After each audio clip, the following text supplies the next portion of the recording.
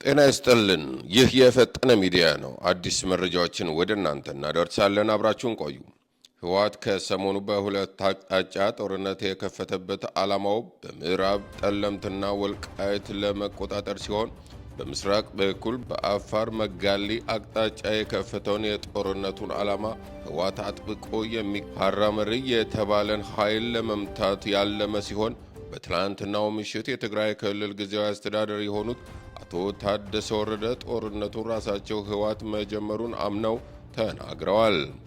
ታደሰ ባደረጉት ውጊያ ተከዜን አልፈን ወደ ጠለምት ጭምር እንዳቀድነው ሳይሆን የቀረበት ዋና ምክንያት ፌደራል መንግስቱ የወሰደው ከባድ የሆነ አጸፋዊ እርምጃ መሆኑን ተናግረዋል። ውድ የፈጠነ ሚዲያ ቤተሰቦቻችን ለሰዓቱ ያዝናቸው መረጃዎች ይህን ይመስላል። አብራችሁን ስለቆያችሁ እናመሰግናለን። ላይክ፣ ሼር፣ ኮሜንት፣ ሰብስክራይብ እንዳይረሳ።